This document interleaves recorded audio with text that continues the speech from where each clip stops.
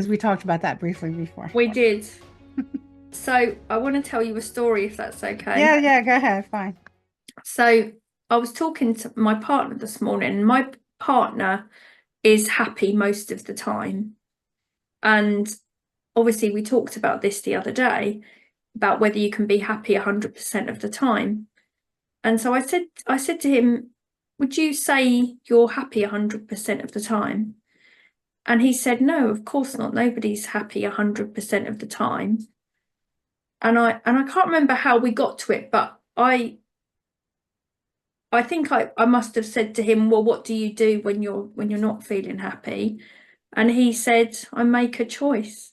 And I was like, oh my God. I was just like, wow. Like I was saying to you earlier off air, he is so wise.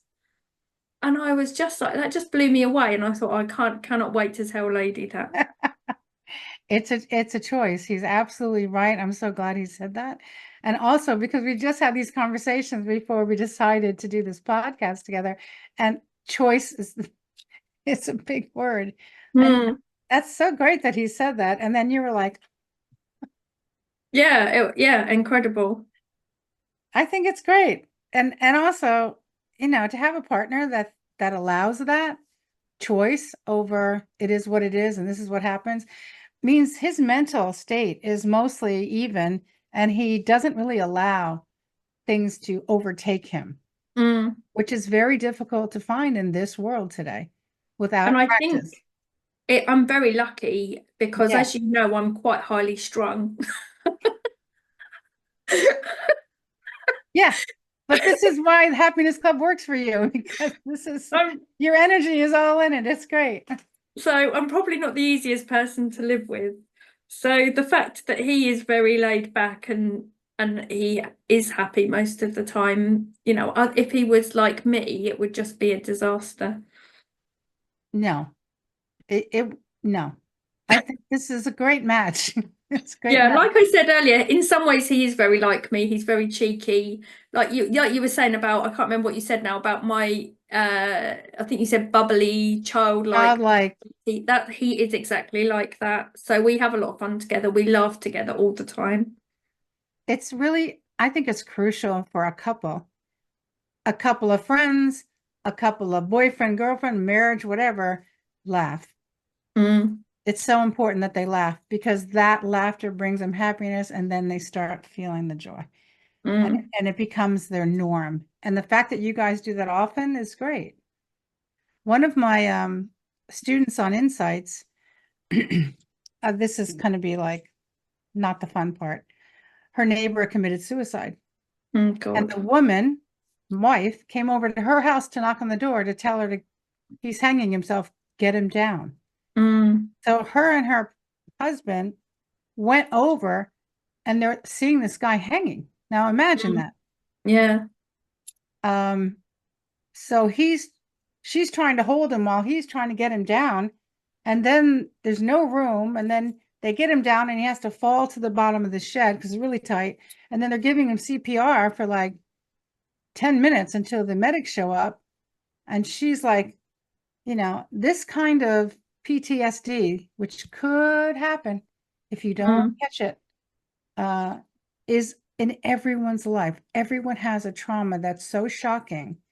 And what we do is bury it. absolutely. And burying it can be, oh, heart. I say it's buried in your meat. I say you have emotions trapped all over your body because there's Mm, not any space for the amount of trauma we've all endured through our lives. Where my heart would be mm, broken, like it won't come back. But that's not the truth of it because we are magnetic and we're electric. We're both. So whatever is we need with our emotions, which are magnetic, we will push them to where the water is flowing. And that means to me, I can find it in my knees, I can find it in my hips, I can find it in my thigh. You can find it anywhere in the body. And it's like all of a sudden my foot hurts. I don't know why. Well, something triggered that because that's where you stored the emotion from some past trauma. And today something happened. Now your foot hurts because it remembers that's where you put that emotion. mm, So mm, the inside job thing is extremely important to understand That, Yeah, yes. I've never thought of it like that before. Well, I mean, I understand about, emotions being trapped in the body, but I'd never related that to the happiness is an inside job thing. So So it, I was going to ask how is, well, I suppose I'm guessing you've already answered this. If somebody has experienced trauma, they can use the techniques that you teach in VAST and VEMS, and that will help them to release that trauma. yeah. So let's use the word PTSD because everyone has it, even though they don't think they do, but everyone Mm, has some version of it because it's all trauma, shock trauma related. yeah. And it could be you were in a car accident and you have shock trauma and you don't think that it can cause that. But PTSD really covers, now we know that covers a whole lot of that. So, number one is recognition. When you start feeling a certain way and there's no reason, there's nothing behind it, like my back, it feels like maybe I've gas, maybe I twisted my back.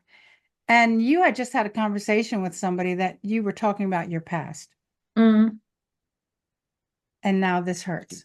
And It's could it be something that comes up emotionally that we don't understand why that's coming up emotionally? Would that be the same Well, thing? that's what's going to trigger it. That what's trapped is the emotion of the incident, Mm, not the incident. It's the emotion. So when you are talking to somebody and you're feeling your back hurt, whatever that is, that speaking is the emotion that's trapped in a certain place. It's bringing it up. So it's a great time to mm, breathe into the area with different breath patterns, and this will help open it up. And then movement. What am I doing? How do I stretch it through while I'm breathing? It's not just breathing.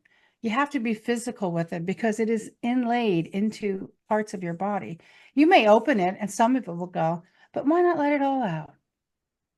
Why not let it all out? Simple mm, things to do to let it all out. So I'm a big proponent for exercise, but not strenuous, overbearing exercise. We already know now and through science that that is not the way to be in the best health. Because when mm, you overexercise, you're building what? Stress and anxiety, the same thing we don't need because it causes disease. So you have to really monitor that. 10 minutes a day is enough. If you're doing any weight work just to keep your body in position 4 times a week is too much. 3 times a week is enough. 15 minutes each time. That's enough. You don't need to be the bodybuilders that everyone brought us up to be. You have to be like that. You have to look like this. No, but you do mm, have to be strong and healthy so you can move things out. And that requires movement. I'm also a huge fan of infrared saunas. mm. Infrared saunas are personal ones. They're small. There's mine, the black thing there behind me. Okay. That's an infrared sauna. It So has a do you get seat. inside that? Oh yeah, you sit inside it. Doesn't look big enough from here, but maybe I can't see very well. Yeah, it's you can't. But it's yeah, I sit in it, my head's at the top, and I'm sitting in a Oh, seat. okay, that makes sense. Yeah, you're not standing in it. And you're in there for 10 minutes. So watch your show. Sit down and be healthier. Come on. It relieves incredible amount of inflammation caused by anxiety and stress. And you sweat it out. Another really important thing is to sweat. And we don't do enough of that either because, oh, I might get sweaty. So when you're planning on it, then you do that. You have hardly any time, 10 minutes. And I mean, I'm in it for half an hour because I love it. But Mm, 10 minutes and you're reducing inflammation, stress, and anxiety just from sitting. Come on. There's so much now that you can do that's simple, which is what I'm a proponent of simplicity in health. Self-healing means opening the doors. It doesn't mean you have to beat the body into it. The body already mm, knows. We just have to get our mindset right and tell our body, this is what I feel like when I'm happy. And it remembers every birthday you ever had. It will bring mm, it up on its own. Like happiness is an internal job. I love that. mm. Well, I think I've learned so much from you today and when we spoke the other day. I was just literally just blowing my mind. I'm so excited to learn more about this. Well, you're welcome. I think Sammy, the thing that's important to me is that before I leave this planet, which I'm privileged to be on, I want to leave behind how humanity can become better, how they can stop what they're doing. Their response Mm, shouldn't be anger and hate. It just shouldn't be. And it's taking away your life. You're not here to be angry and hateful and spiteful and cause trouble. No, we're here to find joy and be one with nature, and also between the two of us, nature and humanity, live a very joyful, clean, helpful life. Mm. We're not here to learn karmic lessons and well, you must have done this in a past lifetime. It's so not what I believe at all. We heard it from when we're small, but no, it's not that. It's not that. But it is to release whatever's trapped in your body. Yes, that's your lesson. How do I release it? How do I let it go? How do I accept the fact that these things happen, but it's okay now because I live in my now reality. You can't water the garden of the past, right? It's not going to grow anything, and you can't fix it. But your emotions stay with us. So even though you can't do that, you can release the body so it's more healthful.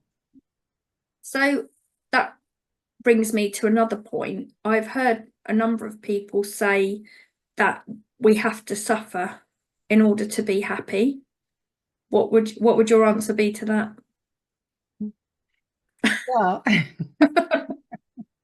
back in the day, it would have been, I don't understand that because I was like, I don't get it. So I left the country for 20 years.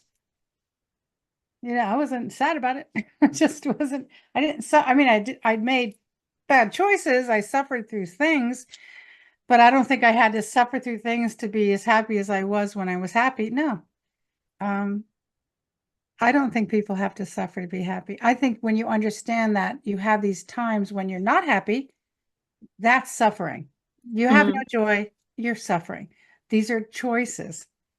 How you respond, how you reflect, what's going on around you, how you action what's put before you is you're suffering or not. Which way do you want to go?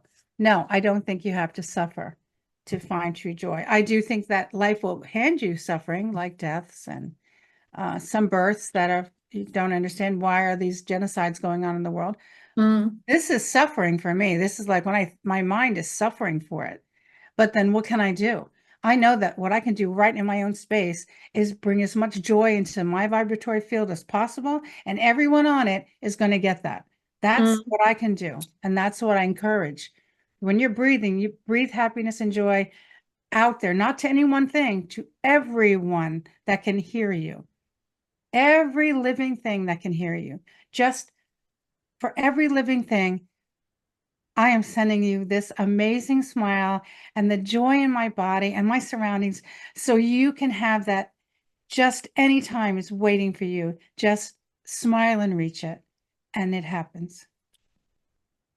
So I suppose it's not the suffering that makes us happy, it's learning to deal with the suffering that makes us happy. That's the key, because I think for most people I know that work in like a healing capacity or coaching or therapy, most of those people have been through a lot of suffering and they've learned how to be happy in spite of that suffering, and then that's probably what motivates them to then go and want to teach others what they've learned. So for me, I had a brutal upbringing, just brutal. And we don't need to go through all that. But in my book, I do address it because I really think it's important to see that I'm like you. I went through hell to get here, but it's a path. Had I known what I know, look, what I know today, I didn't know 30 years ago. Had I known that, my life would have been totally different. What I know today to be true is through experience. It's through understanding that this response caused this, and now I'm reacting. And now, I was continually agitating my own situations because I didn't recognize them. So I first teach recognition. When something comes and you're like, I don't know, I feel like this. What are you thinking of? What did you just watch? What just happened? Those right before moments, because that's your now, right, will lead you to how to release these pent up traumatic emotions stacked in your body. But had I known that a while ago, I would have less injury, less problems, Mm, because I would have reacted differently. Everything I reacted to was from where I've come from. We all do that. But once you get to a point where, yeah, that happened, but it's not defining me. mm, And I find strength in everything that happened that was wrong. Everything that I chose wrong or did wrong, there's a strength there. So once you recognize, yes, you accept it. You don't have to refeel it. You don't have to redo it, but there is something to take from it that's positive. And then mm, you have to find where you're uncomfortable and breathe it out, let it go, and then fill it with happiness right after. Happiness, joy, me. mm. It's different now. And I'm Yeah. different now since you talked to me last. I'm different now than I was then. And you see it. These people don't know me from the past. They only know me from the last 4 years since I've been online. They don't know anything about my past. Mm. Yeah. Yeah, I think we're both very different people than we were when we knew each other in Sinai and Cairo. And I didn't even know you were on meds. Oh, really? No, Oh, wow, I can't believe you never even you knew that. Yeah, never you never I was said on anything. I was on antidepressants for 26 years. And yeah, coming off of them was one of the hardest things I've ever done. And actually, you saying about me, having this bubbly personality. I mean, there was two reasons that I decided. Well, I tried to come off them for years, and every time I tried to come off them, I had a really bad relapse because they say that they're not addictive, but they are, Mhm. and I didn't come off them in the correct way. And when I did come off them, one of the reasons was because I thought if I'm doing Happiness Club, I need to know, am I happy because of the techniques that I practice, or am I happy because of the happy pills? And when I first came off them, I wasn't that bubbly person. I was a right miserable old cow. And I thought to myself, oh, I'm not that bubbly, happy person. And I felt so bad. And I thought to myself, oh my God, this is what life is like without antidepressants. I'm going to feel like this for the rest of my life. Yeah. And I said to myself, I don't care how bad I feel, I am not going back on them. I am determined to stay off them. And then slowly I started getting my old self back. And now I'm a million times happier than I ever was on the antidepressants. But let's say for everyone who's listening that those pills are necessary for Oh, yeah, people. absolutely. No one should be going out there trying to get off their meds without proper supervision Oh, and definitely. knowing Yeah. how to get off of them. And some people will not get off of them because they're so chemically imbalanced and are finally happy where they are. And now they can understand their joy in their way. Yeah, it's So, different. It's different for everyone. Everyone has yeah. to make that choice But I'm so themselves. happy for you that you are off chemicals. And, Mm, for me, people that have their minds don't ever calm down. They're so depressed, they're so sad. They can't get out of their way because their frontal lobe is not working well. They're not in balance. Okay, let's do something a little bit. And a little bit goes a long way. They always overdo it. So mm, you have to be your own advocate. You have to do your own education. You have to look and then say, I'm going to try this little bit. With the right doctor, you might need a fraction. mm. Okay, so that you can start practicing other things to find that joy. Yeah, Yeah. And I was put on them when I was 17, and I don't think I should have ever been probably put on not, them. Sammy. Probably you were just But difficult. They said load her up. the benefit of hindsight's a wonderful thing. Plus parenting, they didn't know any different. They were just doctor told you take it and you did it. They didn't even care because they Mm, weren't told they should care. We're telling people now everyone should care what's going in your body, every label you should read. You should know what you're doing because that will affect everything that happens to you. mm, More people are doing that, except for the really lazy ones who actually won't be doing that. They're still going to eat packaged stuff. They're still going to eat sugar like crazy, and they're going to have reactions to it. And that's their choice, though. But as long as they know there is this other way, I'm good, you know. Mm. Yeah. And I still like to eat um I like lemon curd blueberry scones. Oh, lovely. Yeah, they make them really good here. So that's my weakness in the sugar department. Otherwise, I really don't care. I'm a savory person. I've got a very big weakness when it comes to sweet things. I do my best to have sugar alternatives, like natural sugar alternatives, not artificial sweeteners, natural sugar alternatives. But yeah, it's definitely a work in progress area for me. I'm just going to mention this to you, Sammy, because I have to. Start using apple cider vinegar in the mornings. Yes, you told me that before, and I did do that. I was doing that on a regular basis. I stopped recently because I went, and I know you said about you doing it through a straw because of your teeth. When I went to the dentist last time, he said that I had these brown spots on my teeth and he couldn't really understand what it was. And I thought to myself, well, I wonder if that's because I've been drinking apple cider vinegar, so I've stopped, but maybe I should start again. Apple cider vinegar in a tablespoon in this much water is what I mean, not drink apple cider vinegar. No, no, that's what I do. Yeah. So in the morning, Yeah. I was having a pint of water with one t tablespoon of apple cider vinegar and 1 tablespoon of lemon juice. Yeah. That works on your blood sugar levels. So you Mm. won't want sugar as much as you do. And the other thing that's really good is to make sure you're putting cinnamon in your tea or your coffee, whatever your hot drink is. Oh, okay, that's That interesting. also 100% changes your Oh, blood that's a really sugar good levels. idea. Yeah. Yes. Yeah. Yeah.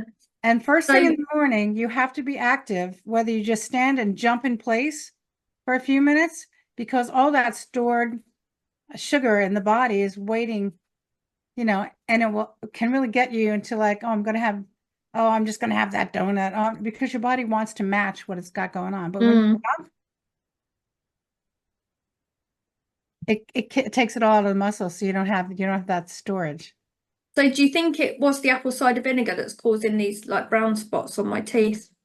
No, I've been drinking it for years. I don't have any. No one I know has any. It could be, I wonder what's causing that then. I'll look into it. yeah, definitely that wouldn't be it. And I tell people to go through a straw if some people are just doing shots of apple cider vinegar. Don't recommend it, but you can if you want. They do apple cider vinegar, lemon, cinnamon, and ginger powder, and which is Mm. great before you have anything else, but not everyone's stomach can handle that because, but no, put it in water and So I do intermittent fasting. Would that affect the intermittent fasting? no, and lemon juice and apple cider vinegar do not have any sugar, so it's not changing the body. You can have coffee in the morning on intermittent fasting, as long as you don't put milk in Black it. coffee. Yeah. Yeah, But I if have you black use coffee. coconut milk, you will have no issue. Oh, okay. Well, I have my first coffee is just plain black coffee, and then my next two are. Have you heard of bulletproof coffee? That's butter, I add a teaspoon of butter and a teaspoon of coconut oil. Grass MCT. grass fed butter. It's not MCT. So It's that's it's what it's supposed to be. yeah, I know. I think it's very similar. I don't. Do you know Dave Asprey? Sure. Yeah, so he says it has to be MCT. Coconut oil is not doesn't cut it, but I don't know. It seems to work for me. So I think what's working for you is the butter because and which butter are you using? grass fed butter. Okay, but where is it from? What's it called? It's called Kerrygold, I think. Yeah, so Kerrygold is not made from the cows that produce the highest quality of the fats you want. So that's Mm, not the best butter. Even though it says grass fed on it, they're not grass fed, grass finished brown cows. mm, Not you got black cows, they're black and white. You need mm, brown cows, brown and white, which you get over there. Here, no. I But don't think we there, can get butter made from that though here. yeah, you do. It's um Aldi, I think, here has it. Yeah. And it's also, you can get it from, where's that other place? Starts with a P. I think it's Finland, but you can get it there. For me, it's like a nightmare to try to get this butter. Mhm. But look, just Look look it into up that. and say brown cow butter, grass-fed, grass Is finished. that Jersey cows? I don't know what they're called. They're just brown and white. They're Yeah, not, no, Jersey cows are meant to be like milk from Jersey cows is meant to be much better for you than the normal milk. and it has the right fat that you can break down into your system, more nutrient dense than the one you're using. So you Mm. even be fuller longer, you know. Yeah, But when you, that's the main reason I do it, because I do fast. Well, there's two reasons I do it. One is I find it helps me to fast for longer, but also I find that that combination helps my brain to be more alert in the yeah, morning. absolutely. And I add a couple of drops of CBD oil as well, and that combination, oh my God, it's just amazing. It works for me. I've got no scientific basis for it except that it works for me. Well, you do have science. You have your own experience. That's science. Exactly. Yes, exactly. That's what exactly what I say. And it's true. And for me, that's it. The proof's in the pudding. That's right. Well, not the pudding, but yeah, Yeah, true. stay away from the pudding. Um, and then I'm a firm believer. Look, intermittent fasting is great, but you have to give your body a break from it. You have to have three Yeah, I days don't do it off. every day. And I switch it up. So sometimes I like will eat in the first half of the day. Most of the time I eat in the second half of the day because it really doesn't work for me for the first half of the day, but I do that sometimes. Yeah. And then I do OMAD. I'm a big fan of OMAD. So What's that? I don't know, I haven't heard once of a that. day, one meal a day. Oh, okay.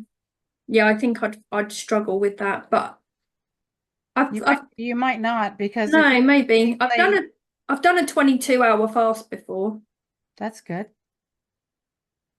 If I Uh, sometimes I'll like do a morning, I'll eat in the morning and then I won't eat again. So I'll probably finish eating maybe at 2 and then I won't eat again the next day until 12 maybe.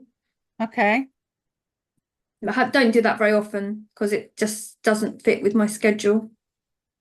I think a lot of people do well with eating at 4 or 5 and then not eating till 4 or 5 the next day because you're busy. You'll be Yeah. up. You can drink hot fluids, not coffee, obviously, hot things, and you can move around and stay busy. And all of a sudden it's time to eat. And you realize you're not even hungry because your Yeah. body is now reverting to taking its own nutrition from your own fat. But it Mm. takes 22 to 24 hours to say, oh, I'm hungry. And the body feeds itself because we have enough fat on us to do that. Yeah, so let's get back on the topic.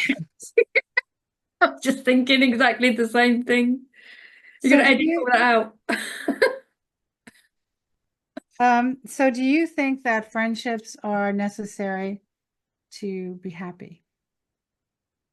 Yeah, this is an interesting one because I think that the two things that are key to happiness, and one is community and friendship, but at the same time being able to spend time on your own. So you need both of those things. But for me, yeah, I've got my two best friends. One of them, Amy, who you know because I met her on one of your retreats, Hmm. and my other best friend who I met when I came back to the UK. Before that, I didn't know what real friends were. I was just like blown away that these two women love me unconditionally and support me, and they're my cheerleaders. There's no hidden motives. They just want me to be happy and they just want me to be successful. And yeah, that's the first time I've ever experienced that. And when I spend time with Amy or my other best friend Christina, I come away and I feel like my soul has been nourished. And it is just such an incredible feeling. I think it's really important for community. I love me. I love my alone time. Me too. I love my alone time. I am grateful every time I am by myself and I'm just looking out and I'm just so grateful. And then I go out for community and then I teach. So I have teaching community, I have group community, And then I go, okay, I'm going to go meet some people in a coffee shop, not in my home. I don't bring people to my home. It's Mm, my sanctuary. I rarely have anyone, I can count on one hand how many people I've had come over. This is my space, and it took me a long time to understand the need of my space because my mm, office, my work's always been incorporated into my space. And I just know that when people come, they want to talk about stuff that has to do with my work. And I mm, don't want to do that in my space anymore. So I don't. And you know what, Sammy? Since I've done that, I'm less intruded. I want to say it's an interruption because I feel like I'm not here to answer all your questions. You want to do that? Take a course with me. You want to do that? mm. Join the group, but uh, when I go out, it's not the topic of conversation. We talk Yeah. about other things, but when they're here, it's the topic of conversation. So I've changed that and I'm happier with it.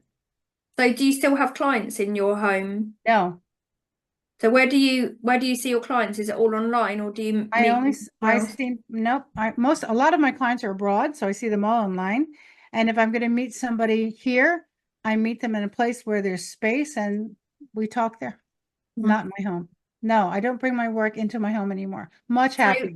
can you do like the healing and the coaching or whatever it is that you do when you're out and about? You don't need like a therapy room or something. So what I do, I can do the healings I do now, you can be seated in a chair. I don't need a table. Mm, Everything I can do standing. Uh, that's how it is. It's having tables and laying down, and that's great for the person. But mostly they're coming to me for an hour, then they need to get up and go. I mm, found that the lethargy that followed their healings made the rest of their day difficult. And the benefit of that wasn't what I was looking for any longer. I know that vibration is constantly moving. So having someone seated and doing the work around them and then having them get up and take that vibration with them has been more beneficial. This has been my experience in the last 10 years. mm. So once COVID hit and we had to all go in, I said, okay, going online. And Yeah. and we did. And then when I got out of COVID, I spent more and more time developing this pattern that was about seated people versus standing. And don't forget, I've always done people sitting in massage chairs because they've had bad backs, they can't get off a table. I've always done it, but I've Mm, never only done it. And now that's the mode I use. So it can be anywhere. And that's good because it can be instant. If someone's not well, sit down. mm, Well, how you feel? Wow, what happened?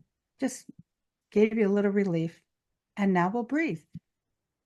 So they're self-healing. I'm adjusting energy around them, but they have to do the work, mm, not me.